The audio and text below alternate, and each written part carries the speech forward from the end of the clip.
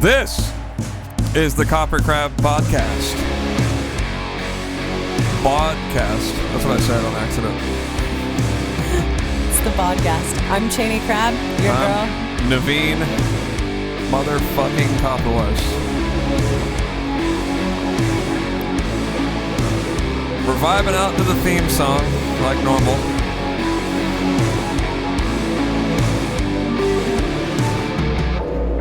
I was just telling Chaney what a great hair day I'm having, because on the last episode, everyone started making fun of me. By everyone, do you mean me? I mean, it was voted upon. I put a vote on your hairdo up into our Instagram story, and people seemed into it, but I think that they were voting ironically. I thought the votes were 100% it's a don't. Oh, no. I sent you the picture when only like one or two people voted. Okay. All right. Because I was like, no, you wow, got really 100% you came through. Don't? We had quite a few votes, and you came out on top. Quite a few dues? Quite a few dues. Totally, hey, man. Everyone's got to win sometime. I think your hair looks pretty good today. You're growing it out. Dude, I'm having a good hair day today. I don't know. It's just... You know when it just feels good? It might not look good, but it feels good. Yeah, I think that's what's happening right now. You're having one of those feels good days. Yeah. So yeah, it's been a pretty eventful week. We just got back from watching a few kids do a drug deal at Chipotle right next to us, like we were old people who couldn't hear anything. We were just like... You know when they're doing a drug deal and they think they're being slick? It's like... Did they? How could they have thought they were being slick? They were speaking so loud. Horrible. I know exactly what they sold. 30 Xanaxes of the white kind. 30 Xanaxes? Yeah. Jesus Christ. That's why I was having a mom moment. I wanted to turn around and be like, you kids don't need to do this. I know, it's like, you guys are young. You're good looking. You know? Yeah. You're going to ruin your life. Don't do that. Well, the guy was speaking about how this Xanax was so good that he took it and slept through work. Yeah, that's good. And I was just like, brother. That's responsible. Brother, you're not on the right path. Yeah, on the wrong path. That's for damn sure. But yeah, they were also visibly super like stoned, which I'm beginning to think they were zannied out. They looked like they were just like, dude, when they were in line. They couldn't drink their water. These were some nice looking young kids. They were attractive young kids. Yeah. Anyway.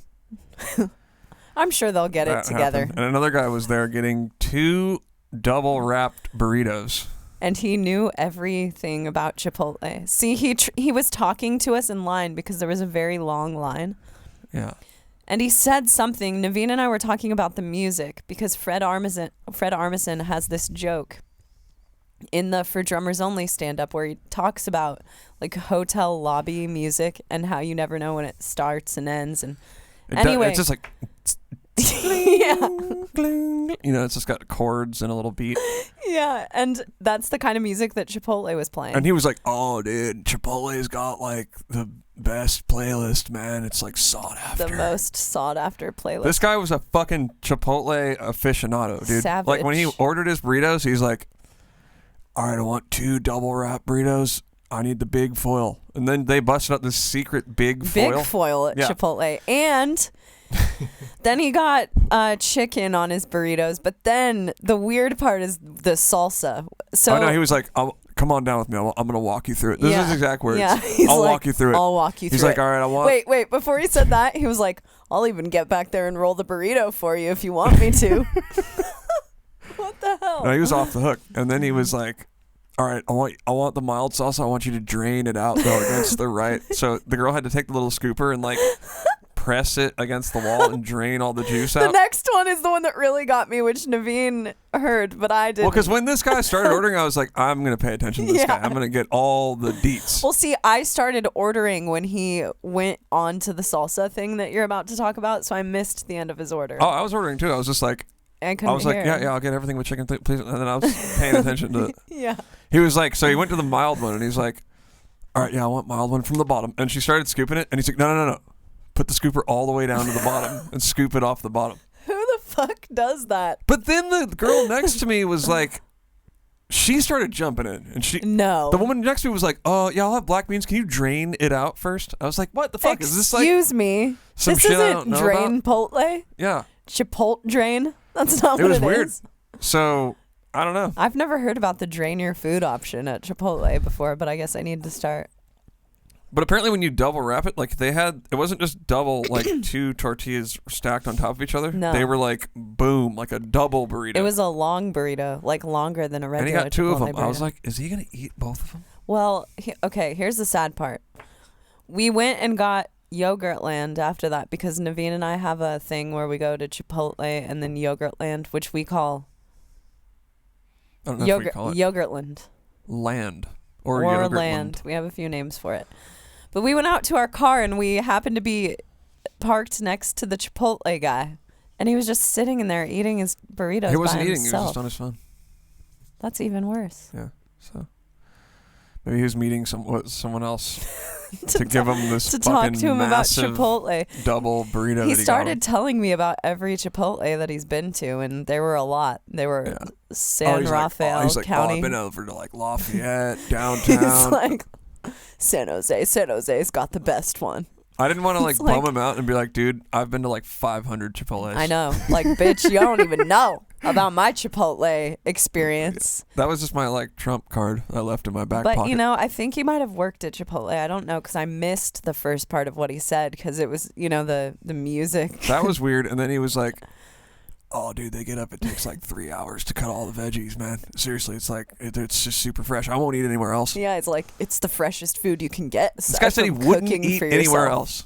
Well, but that's why he Chipotle. got those 2 massive burritos. And that's why he had to like, he was like, come on down with me. I'm going to walk you through this. So this was one of the strangest Chipotle experiences I've had in a while between that super guy and then the fucking Zanny deal. So at the Zanny deal, like we sat down at a table next to these kids and then they had 2 guys come in to Chipotle and do the Zanny deal with them. This is It's a like, sketch. It was weird. what the fuck, dude?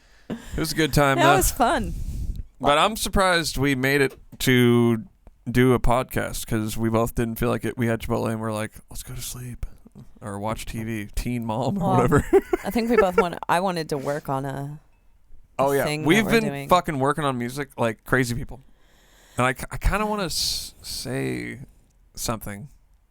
Jenny, you let me know if I'm divulging. You know what'd too be much. sick is if someday we like played a part of a song on a podcast. We should definitely do that. And we should also maybe see if I was thinking about this earlier. Like if there's bands we like, you know, just play it. But will we get like taken off of YouTube? I think you I can don't do think it so if if you it's played for, in the like, background.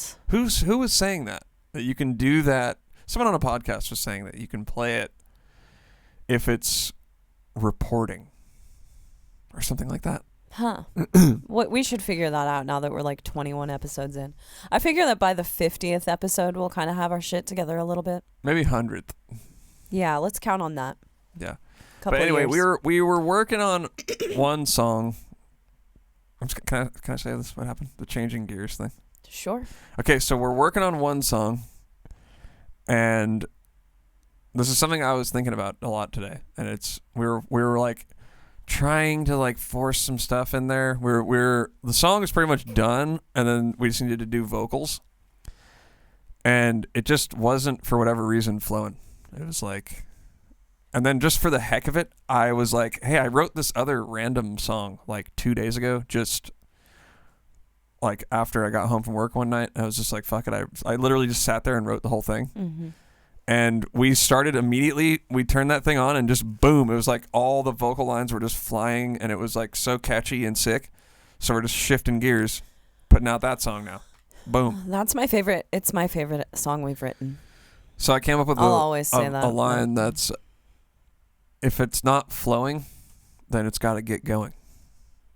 It's true. I mean, you know what I mean? No, shift gears. It's like if it's blocked and you're not getting what you want out of it, that probably means that it's just not right. like Fuck you it. don't understand. We've been sitting on this other song Yeah. for months.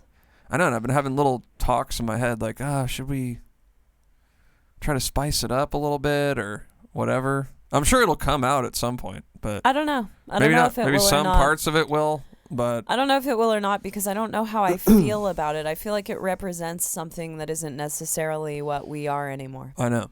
I know we're trying to go hard metal. Yeah, it's just I feel like there's been some sort of a monumental shift that we've gone through, that our band has gone through in the last year, and I'm sure that, you know, more of that stuff will come to light eventually. Yep. And right. There is a part, you know, we have probably, I will say, like 6 songs written that I don't, maybe 5, that I don't know if we'll ever use, because I don't know if it's representative of who we are, what we're doing now. Yeah. I feel a lack of connection to that stuff. I think in the in-between, like after Dark Future up until now, there's been a lot of just sort of experimenting sort of on my end, for sure. Yeah. Kind of like, oh, do I want to go this route or this route, more progressive, more death metal, more this, more that? And it's like, I think what really exposed itself to me last night was like, okay, this song is the way we have to go because of the flow that we had going. Yeah, it's the flow, and there is something for both of us about a certain kind of music that comes a lot easier. Yeah. And that is just what we both really do good.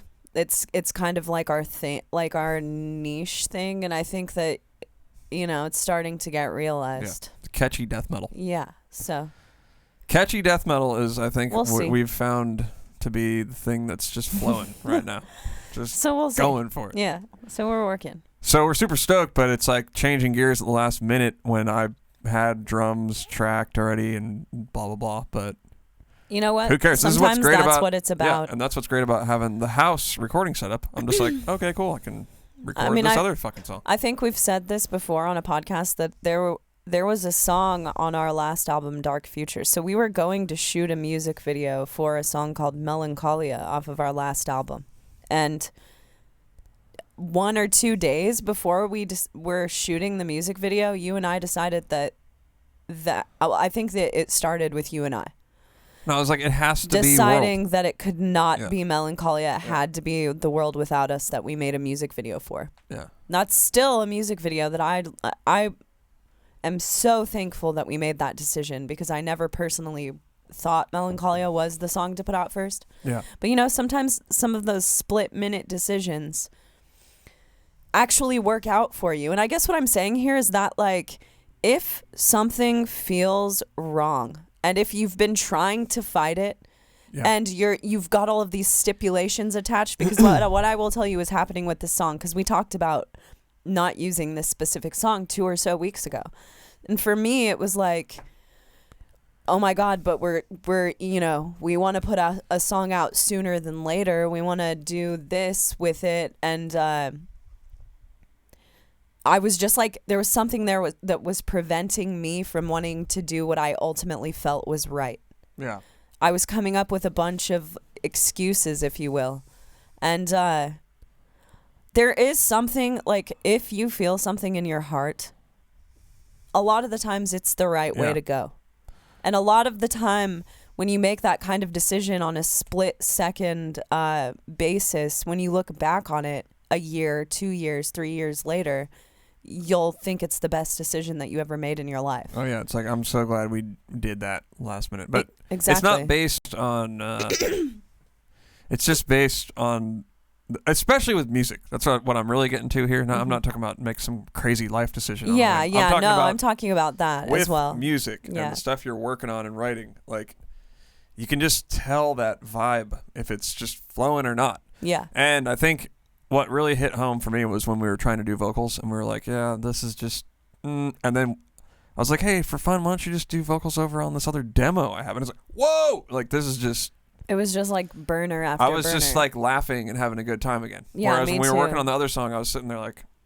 Which for me is the way to go, just because when I'm in the studio, if I feel like something isn't flowing correctly and there's all of this pressure on me that, well, we can't fucking change it now because everything else is tracked and ready to go. It's like, I will get so anxious and so like worked up if I feel like something is wrong about what I'm working on, and it totally just sidelines all of the work that I'm supposed to be doing because I'm just thinking about how much I don't think it's working, and it like overrides every other thought. Yeah, and I'm sure other people out there can relate. Like when I used to record bands, like local smaller bands or whatever, when I had my studio back in the day, like the bands would show up to record, and this is something that I was actually thinking about prior to last night. They'd show up to record, and they'd have a bunch of material and record it with me, and then they'd have like, I don't know, either a demo or they'd be like playing newer stuff, maybe on guitar or something, because it's kind of back before people could record themselves. And I'd be like, oh, what's up with that material? That's like way sick, you know? And they're like, well, that's the new stuff. And it's like, and I'd be like, why aren't you recording that? Yeah. And they're like, well, we have all these other songs, so it's like, we got to put them out. And that is what I'm getting at. Right. Like, just don't do that. Yeah. Nobody cares. No one cares. You know? And it's not like, if those songs are actually that sick, then go record them later. But if you have something that's better now, just do that. Yeah. It's music. Right. It's supposed to be inspirational. It doesn't have to be put in a queue for like every song to be used as it was written. Exactly. Nobody knows no one has any idea which song is in the queue to come out. That's the thing in the long run, that it's like if you're putting out something that you think isn't as strong just for the sake of, well, I started this song so I have to finish it even though I have like cool newer material, who's that really hurting in the long run? And I fall into that trap. And the thing is, I posted like a couple riffs from this track that we're talking about in my story a couple weeks ago or whatever. Because I had written like 2 riffs, and then that turned into a song the other night. But I posted the 2 riffs in my story, and like so many people were like messaging me and stuff. And one kid was like, when does this come out? You know, and I was like, well, we have a bunch of other songs that we have to put out first. And then I started thinking about it. I was like, dude, I'm doing that Local Bad thing. Yeah. Why? Yeah. This is just ridiculous. It is. So all that to say, we're working on some it is meant to be kept in mind that art, there absolutely literally 0 rules to this shit. You don't have to follow. If you see one band doing something, you don't have to follow exactly what they're doing. If everything they do is a certain way, you don't have to do everything the way they do it. Do it your own way. Yep. Make it so you're happy doing what you do. And personally, I'm happy putting out the strongest material I can and not putting out... and, you know, some people don't write as quickly because I think that it is a product of how quickly you produce material. You write very quickly. So some people don't have, like, the other killer new material that they have finished or whatever, but, you know... That's fine. But I'm saying if you do put that out, or if it's not flowing, fuck it then. Fuck it. Because this shit has to flow. Yeah. It's got to have that spark. Yep. Speaking of the spark, Chaney, what have you been listening to anything lately? Nothing? Well, I wasn't going to talk about music yet because we have some questions that kind of pertain to that. So. Where we could slide that in there? Mm-hmm. Got it. I missed that at our... rehearsal, our table pod meeting. Is that what it's called? Like round table. Yeah, when they like in Saturday Night Live. Live. Table read. Table read. I missed that one. We usually do a podcast table read, and tonight we were able to. So. All right. Well, let's do the table read right now. Well, first of all, let's shout out to our sponsors: Recess Coffee, Direct Sound headphones. You can see these beautiful headphones we have on. Yeah, they're sick. They have supplied us with enough pairs to have a 4-person podcast now. You heard us. So you heard it right. Everyone will be able to hear themselves. And Moon Juice CBD by Jade Rabbit. That shit keeps you feeling good. And yeah, we're supposed to get more of it, but I don't know what happened with that. It's in the mail. Oh, it's in the mail. That's why I asked you if you checked the mail today. I did. Didn't get it. Just got a thing for Jimmy Pancetta. Jimmy Pancetta. Dude's I guess other people outside of California probably haven't heard of Jimmy. He's some Jimmy political guy, and we call him Jimmy Pancetta, but it's Jimmy Panetta. But he sure spent a lot of money on Hulu ads. And now we're giving him a free ad, so fuck that guy. We also have mugs. Buy those mugs. They're selling like hot cakes. They're selling like hot mugs. So that's what it looks like. It's got our logo on it. Yeah, Pretty it's cool. pretty cool. It's looking good over there. Oh, and Recess Coffee. Get some of that. Yep, I said that. Look, everyone check out Navene's mustache. Yep. Mustache. It's too blonde for anybody to see. But let's kick it off with this first question. Chaney, what do you think? Yeah. All right. Oh, you're going to read it. I think I'm going to read it. Oh, Yeah. shit. You go. Okay, it's Brandon. He's from online, probably. Oh, my God. Navene. He sent us a pigeon with this message attached to it. And it says, "Hi, Chaney and Navene. Wanted to ask if there is a cover song that Entheos has always wanted to do, and if we can expect to hear it on your upcoming tour." So probably not on the tour. Yeah, no. But for sure not. we always talk about doing cover songs. Yeah, there isn't a cover song that we've always wanted to do. Yeah, though. there is one that I've personally wanted to do. You're going to say Cannibal. Yeah, and that is Cannibal Corpse, From Skin to Liquid. Thing is, it's an instrumental song. I know. What would I do? I don't know. Cheer me on, I guess. Thanks a lot. Why don't you do that on your own? Yeah, I know. Jesus So that Christ, wouldn't be Navene. Entheos, but that's a song that I've always personally wanted to cover.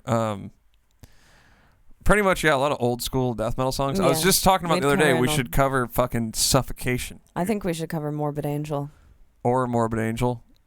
Yeah, we need to do the classic DM. Hmm. If we do, it'll be a classic DM song. That's for sure. None of this new school bullshit. Or like a pop. No, it's not going to be some pop song. It's going A to be pop song. If you want to hear pop music, you're in the wrong fucking It's going to place. be old school DM. That's right. Keeping it real. Screaming and all. So, yeah, that would be sick. I'm thinking Suffocation, something off Despise the Sun. That'd be super cool. That would be sick. We just got That'd be hard. Despise the Sun on vinyl LP. Such a solid release. EP. Good Lord. So solid. Yeah, that's a good one. You know, it's really cool. This whole vinyl thing has gotten me. I don't know if I've even really talked about that on the podcast, but I got. Chaney's a hipster now. She's all into vinyl. I'm a hipster. I listen to records. It sounds better, you know? It's So like I got a that. vinyl player for Christmas because my sweetheart over here got me one. Oh, that's right. It was a really good Christmas gift. I definitely for sure had no idea clue. Yeah, that just Navene total was going to get it for surprise. me. Yeah, total surprise. Total surprise because he's really great at keeping secrets. And so Yikes. I can't lie or tell secrets. yeah, so Navene is not good at lying. if you see or me, keeping I'm secrets. probably... I either tell the truth or just dodge Today, questions. his mom was telling me that in first grade he drug a child by the hand up to the teacher to tell on him for hitting people. Yeah. I don't remember doing that. Well, you've so- always been into justice then. You know, you're real big into justice. Yeah, a little bit. Yeah. Not really lately. I've been kind of just like, whatever, fuck everything. Yeah, you But, really have. Yeah, fairness is a big one. Yeah. I like things to be fair, but that doesn't exist, so... True that. that's a So, whole another podcast. I feel like we were talking about something with this. The cover. Oh, the cover. So, yeah, you know, it'll be an old... nah. I don't know. I don't know if we'll ever do a cover. We'll just talk about doing it, but we will do it. Probably, yeah. We also talk about doing like a dying fetus song. I was just going to say that. One thing that I do think would be cool is if you and I just covered something for the interwebs. We have to do it. Played it for sure. live. Maybe when we get a little more time. Because we ain't got any. Because we're leaving on tour in like a few weeks and we're, you know, busy people. Doing busy things. All right. Let's, next question. Yeah, so these next two questions kind of blend into each other. A lot of you had some things to say about new metal this week for some reason. I don't know what's up with that. Yeah, it's a little weird. I don't get it, but So, something in the air. Was there a new metal release or something? not that I know of. So, these are two questions back to back. So the first one's from Rick. What genres can't mix with each other? For instance, I think that new metal didn't flow and was trying too hard. What do you think is an example of something that doesn't mix?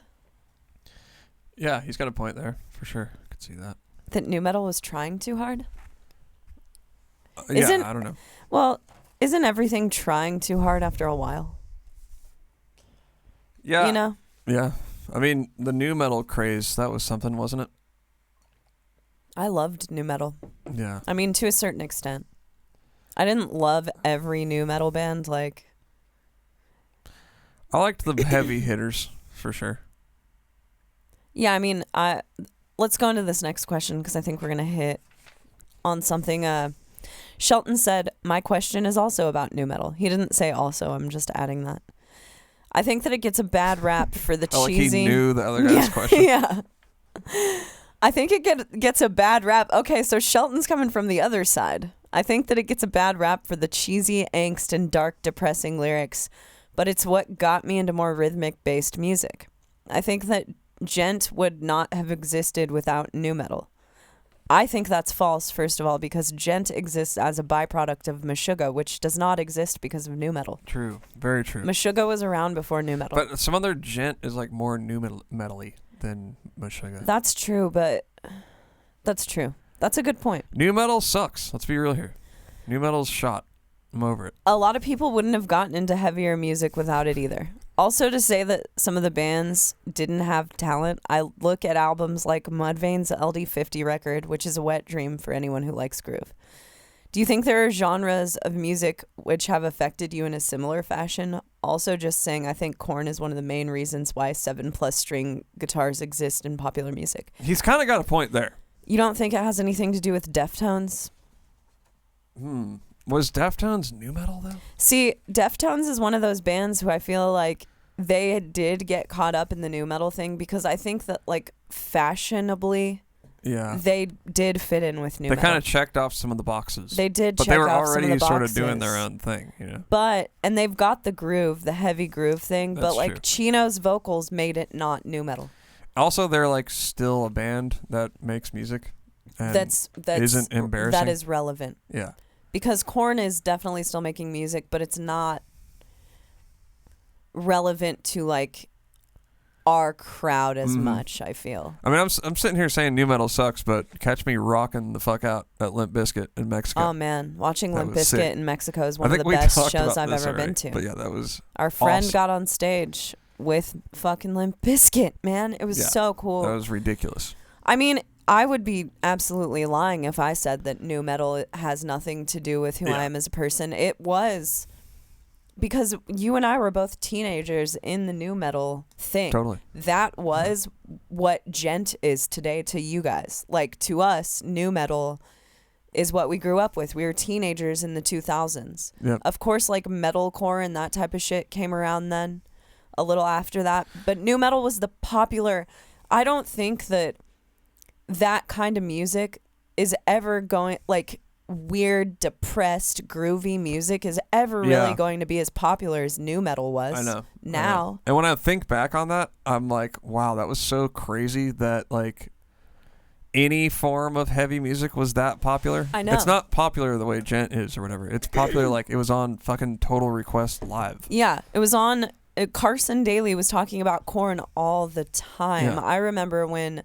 And that is a heavy band. I mean, it's not heavy compared to, like, you know, brutal death metal, but it's like It's heavy, and compared to Britney Spears, it's pretty heavy. And the lyrical matter is all about being depressed and, like, hating, you know, your parents and whatever. It's for angry people. That's what it's for. So it's crazy that sort of thing got as big as it did. Because nowadays I would say that the equivalent to what that type of shit was back then is Five Finger Death Punch and, like, stuff that's a little more rock, what I would actually picture as being radio friendly. I'm not sure that I could put on Issues or Follow the Leader and think that stuff is that radio friendly, but back in the day it was. Yeah, I don't know. It's a weird time. But for me, I listened to a lot of new metal. I mean, I still listen to Deftones. I don't know if we're calling that new metal. LD50 was a monumental album for me. I listened to that so fucking much. Even the End of All Things to Come, which was the next Mudvayne record that no one seemed to like. I really liked that record. I don't know if Chimera is a new metal band, but Chimera was one of my favorite bands in the early 2000s. If you guys have not heard Chimera, then you should check out the albums The Impossibility of Reason and Pass Out of Existence, because those were two really influential albums for me when I was 13, 14 years old. I was listening to those a lot. I remember. Is that like how you got into heavy music? Through nu metal? Yeah, probably. I mean, yeah, it was. Because, I mean, that was how you got into heavy music when I was in middle school. That was like the gateway. Yeah. Because, I was one of those kids who like wanted to wear band shirts every day, and I went to a lot of local shows, and it was the popular thing at the time. So like all of the local bands were nu metal as well. Mm-hmm. But I kind of stopped listening to that before a lot of people did. I got like further, I was listening to then Bleeding Through and Norma Jean and that type of shit really quickly. Yeah. Every Time I Die. Well, it's funny when you think of the span of it. It's like this difference between what you're listening to when you're 14 to 16, right? Yeah. That's like a big leap in what you're listening to. But in reality, that's like 2 years. I know. It was like 2 years ago. I'm listening to probably the same shit. Yeah, I know. It's funny how that happens when you're a teenager, that everything changes so quickly, because within that 10-year span, it's like I went from listening to nu metal to I listened to death metal and shit like that at the end of the decade. That's what I was hard into when I was like 19. Right. But yeah. Yeah. Because for me, I think I listened to some nu metal for sure, but I was like, I like got into it simultaneously with other forms of heavy music, which is sort of weird. Yeah. But I kind of liked it for a different reason. Totally. Yeah. Well, you also, forgive me if I'm wrong, but it seems like you come from an underground scene that wasn't catering to nu metal. Which scene? Like the music scene that you were a part of, the shows you went to. It was like more hardcore and stuff. Yeah. And I liked hardcore a lot. I went to hardcore shows and stuff at a really young age. But even at that time, I still liked nu metal. Like I listened to Slipknot and stuff at that time. Well, see, yeah. I mean, you guys know I grew up in Des Moines. Slipknot was getting huge when I was in middle school and high school. So it's like the burst of Slipknot was hit even harder in Des Moines. Like I remember going to this band Face Cage, their shows, and Corey Taylor would be at the shows. Iowa was Slipknotville. How'd you know what he looked like? Because he wore that Jack Skellington hat. Okay. You know what I'm talking about? No. Like he had a bunch of promos where he would wear that hat from Nightmare Before Christmas, and he wore it out in public. Like a top hat? No, it was like a beanie from Hot Topic. Oh, and it had the actual Jack Skellington Yeah. character. Yeah, literally had him on there. Damn. Was he like the Hot Topic manager? He looked like he could have been one. I coincidentally was friends with a lot of people who worked at Hot Topic. HT. I tried to get a job at Hot Topic, dude. I did too. I tried to get a manager job, and they offered me just a regular job, when I was like 19. I know. And I turned it down. The thing is, I was so young that I was probably like 15 or something trying to get a job there. I got an interview, but it was like, I looked really young when I was 15. Like I looked like a child. Mm-hmm. And they were probably like, why does this little kid need a job? Yeah. He's not getting fed. But yeah, I mean, I think that nu metal mixed pretty well. I get it for the time, but I don't feel like nu metal's lasted the sands of time, personally. That's just me. It only has if it's shape shifted, like Deftones. Mm-hmm. But I mean, they never. No, I'm talking about the actual music from that era. Yeah, like you can go back and listen to like Death from the 90s or whatever, Cannibal Corpse. It's like that's still sick today. It's not embarrassing. There is something about nu metal that's a little cringy. It's if you go in back the and time, listen to it now. Yeah. So that's just how some stuff is. Keep that in mind when you're writing music. Yeah. I always think about that because I'll hear bands now and I'm like, dude, this is not gonna work for you in like 5 years. And that could be a product of hardcore following the I want to say trend, but not even trend, just that seems really serious to say, like following a trend, but like just following sort of mildly a trend, right? Yeah.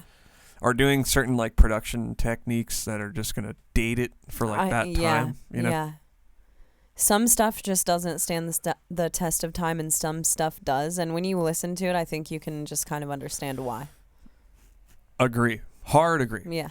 Because I've been listening to a bunch of old school shit lately. I don't think a lot of auto-tune stuff will stand the test of time. No. Not in metal. Yeah, no. Definitely not in metal. That'll be There's there are things that happen in metal where like one band will get super popular doing something. Yeah. And then there will be 5,000 bands behind them trying to do the same thing because they're like, they got popular off of it, so I bet I will. Yeah. And you'll hear like every band will come out with that band's part. Right. And I don't think it works for everyone except for I think it works for the band who did it in the first place. I don't think it always works for the copycats. And the thing is, it's really hard to set that thing in motion. Yeah. Right? I mean, it really is.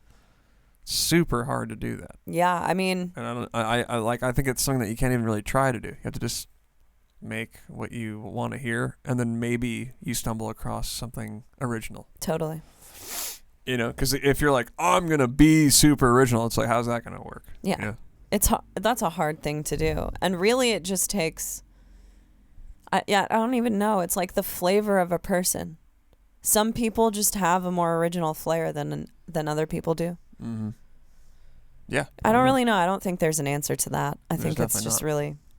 What was his question though? I can't remember. That new metal. Anyway, Is Crisis new metal? Because I listen to a lot of Crisis. Never heard them. I don't know. I just honestly don't care what genres mix together. It's a good song or a bad song. Yeah. There are good songs in genres that I would never imagine mixed well together. Like even pop country has some good songs. True that. True that.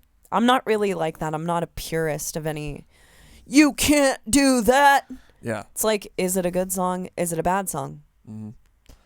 Yeah, I mean, I've been thinking about that lately. Just the genre thing. Mm-hmm. You know, because if you go too far outside of the genre that you're trying to do, it's just not that many people are going to dig it. It's true. That's just the fact. Yeah.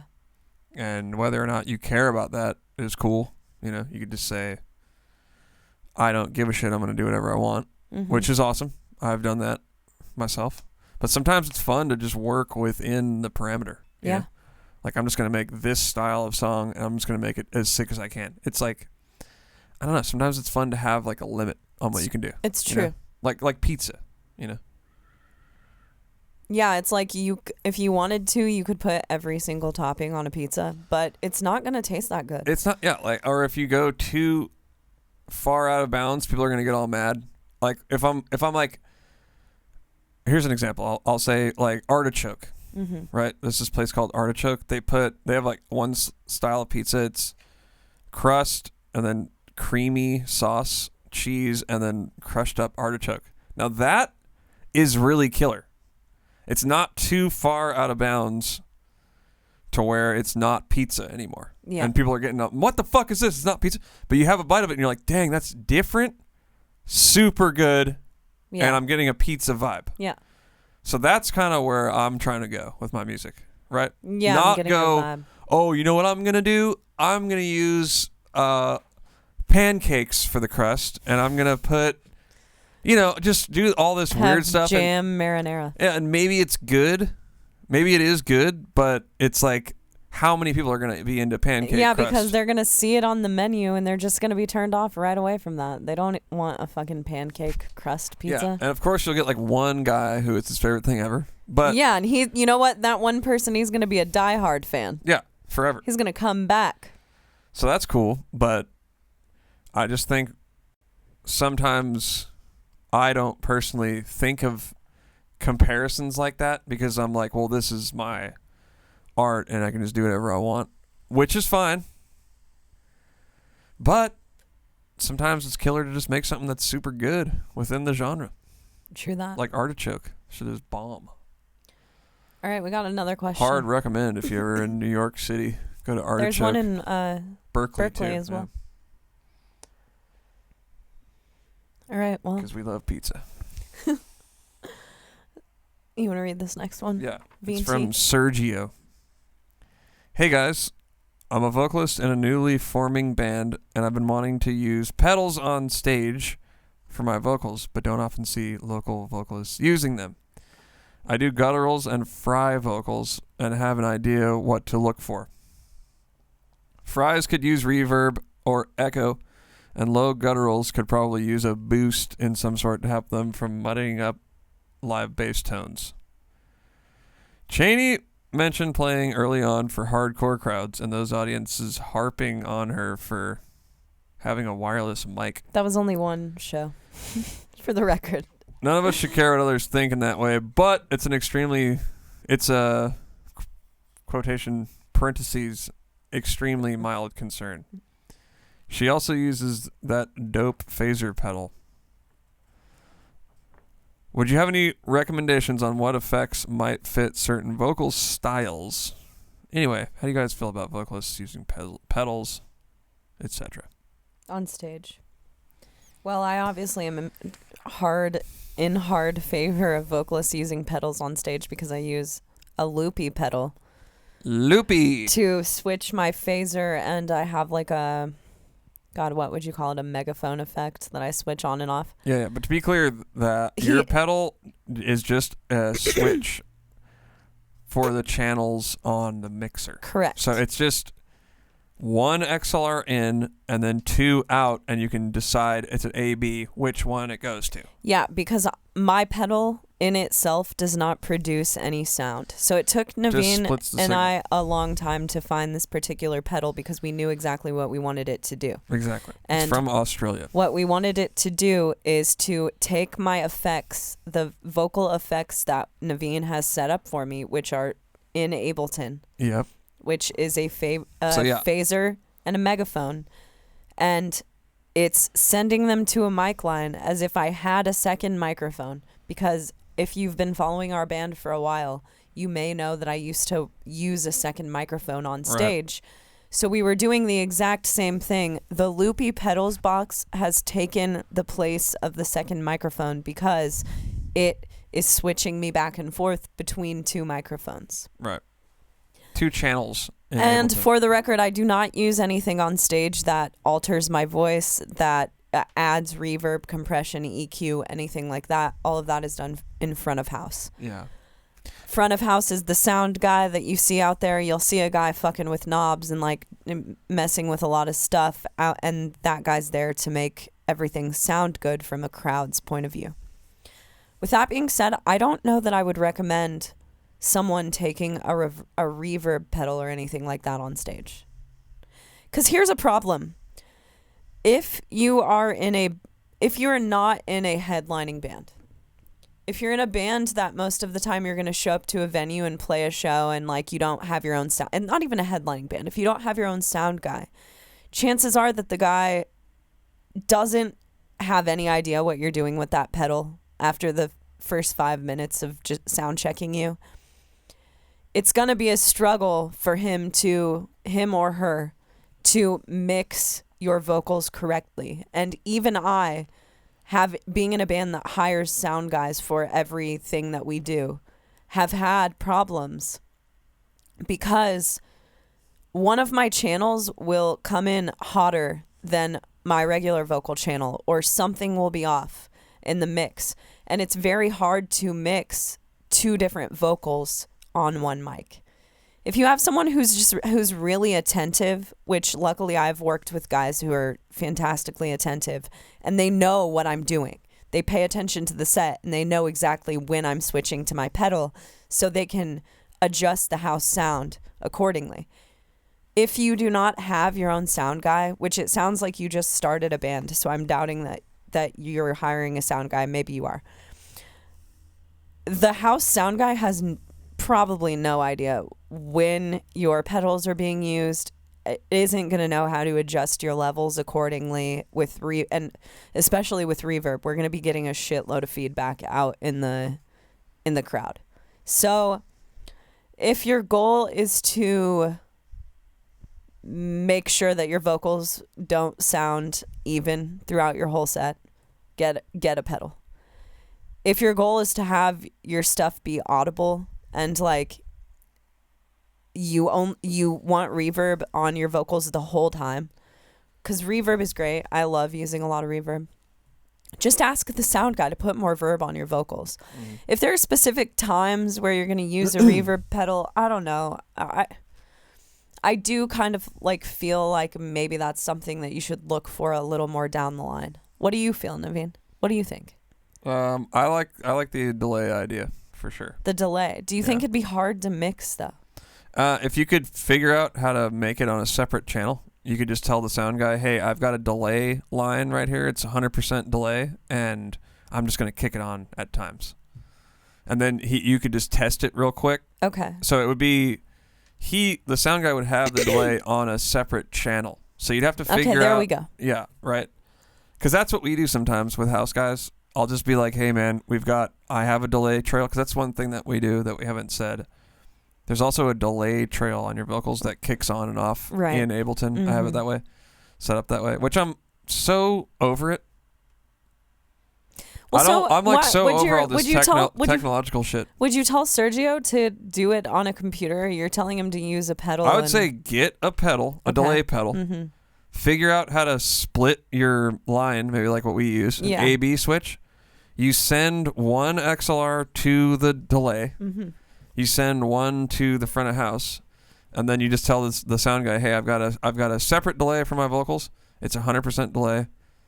Can you just mix that in? I'm going to kick it on and off. Okay, that's awesome. So I'm wrong about that part. Super simple. But you can't do that with with reverb. You could do it with reverb too, yeah. Okay. I guess you just have to figure out how to actually do that. I don't know. I could figure it out. I just haven't looked into it. Yeah.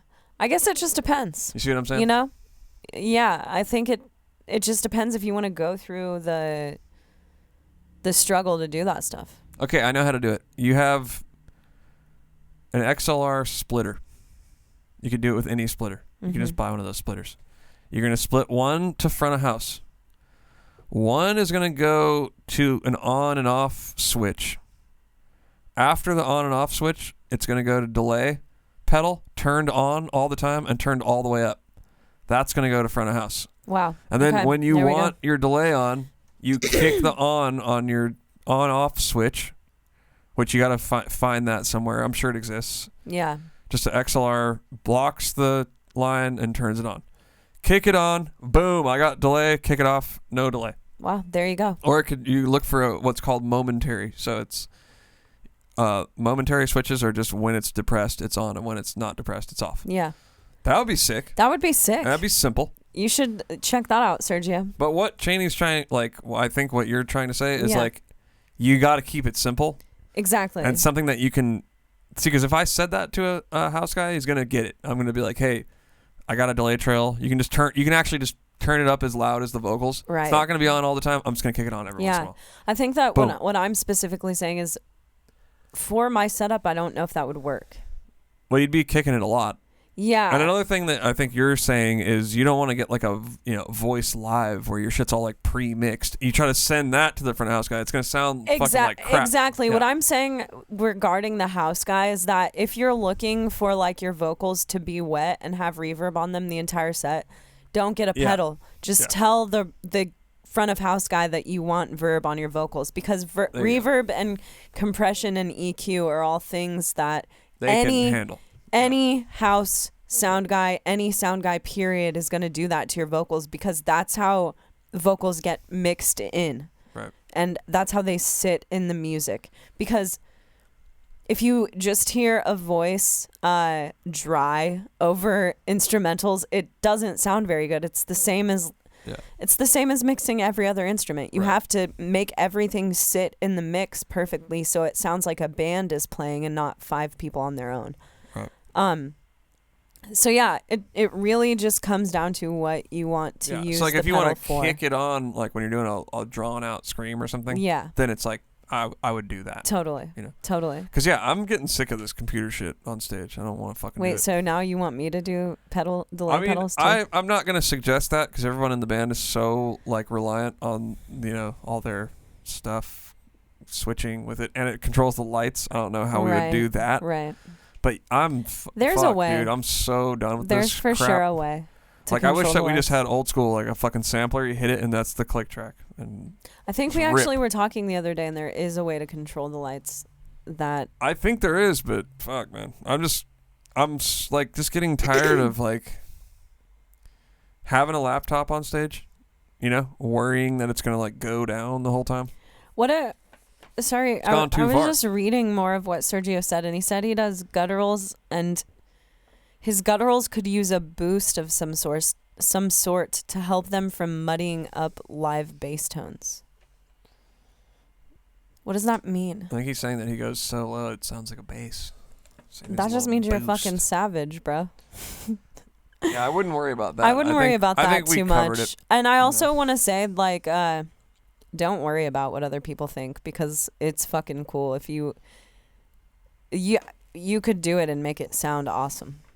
So I mean, yeah, or just be willing to experiment and willing to have a couple shows that suck. Yeah, totally. Yeah, we've done that. That's how it goes, man. The switching to a pedal thing was kind of weird for me at first too. Yeah. And I hated using two microphones because I didn't know what to do with one of them, and it's like everything is a drama when you try to incorporate it into a stage show, I'm saying, you know? dude. Cuz it's like you got to go set it up on stage, you're on other people's time, you're rushed to do all this stuff. It's like, I remember back in the day playing with like a trigger was like a hassle. Yeah. It was like, oh my God. Now that's like, we got like 5 different lines of random shit. It's like before the last 10 minutes before I go on stage is just a fucking like, just rip it old school. I'm just running, and we're getting my in-ears set up, getting my pedal. It's just a nightmare. Running around with like a chicken with my head cut off. Yep. I miss the simplicity. Trying to bring it back. That's going to come back around. Yeah, definitely. People have have already started. Laptop, lame. People have already started to like go back to tube amps. We need a half stack bass amp, drum kit. You could use a trigger. That's still simple in my mind. Vocals. And then, I don't know, have some sort of delay thing or whatever. Just rip it, dude. Just rip it. What do you think? I mean, I would do that right now. I want to do it. That's what I'm talking about. We're not going to, but everyone's addicted to the patch changes on the computer. Well, our lights just look really cool, too. And the fucking lights. That's another thing. Oops. Oopsie, just cut myself out. Yeah, the lights is a whole nother thing. I don't know. We're just using this podcast to just talk about hypothesize. A lot of hypothesizing. Well, I've been listening to some stuff I wanted to throw out there for the audience. I've been listening to Watain, some black metal for you motherfuckers. The newest album, I think, is my favorite. I don't know if I'm going to get shit for that or not, but that's Trident Wolf. Oh, I listened Eclipse. to that album. That album's really good. Thing rips. My bad. Dude. We saw Watain. I know. It was fucking awesome. We happened to be playing the Masquerade in Atlanta, and there are 3 venues in that one venue, and Watain was playing the big venue. I know. And Evan ran over there, and he was like, dude, you guys got to watch this Watain. Like, it was amazing. He's like, it's like satanic hymns. It was so fucking satanic. Yeah, it ruled. It was fucking awesome. And so I've been listening to that actually a lot. And I've been listening to this band. I think I don't know how to pronounce it. Analepsy. They definitely didn't name metal. their band Analepsy. Whatever. I mean, why not? Analepsy. Anyway, they're fucking pretty sick. It's like just brutal death metal, straight up. I feel like Marco Petrozella is on that. He's not. They're like from damn it. Portugal or something. It still wouldn't surprise me. True, but I don't think he is. That'd be sick if he was. Props to him if that is the case. He's on everything else. Atrocities from Beyond. That's what it's called. Nice. Been jamming that. It's been fun. I've been like all super into metal lately again. Me too. But anyway, we're going to wrap for the night. We're going to, what we didn't tell you is our Yogurtland has not been eaten yet. Nope. It's in the freezer. We got some shows to watch. We're going to watch some Teen Mom and eat we some love yogurt. Teen Mom. It's going to be super I sick. mean, if you just want to watch like It's actually not Teen Mom. It's some other No, it's the style. knockoff. It's called Unexpected, Yeah. which is the knockoff. same concept as Teen Mom. So we just sit here and appreciate our life. We're like, yes, we have no kids. That's fucked up. No but offense. true. I'm sure that, having kids is a great experience, but For now, definitely not when you're 15. I'm gonna go watch 15-year-olds have kids That's while for eating sure. Yogurt Land. And anything else, Chaney? Any final words? No, I'm just feeling kind of tired. Yeah. Honestly, I'm ready. It's late. Yeah. Well, hey, everybody. Thanks again for tuning in. Sorry this episode sucked so bad. But But it's late. we'll be back next week. With another one. Checking out. All right, guys. Peace. Make sure to send all of your stuff to KoperCrabbPodcast@gmail.com. Love y'all.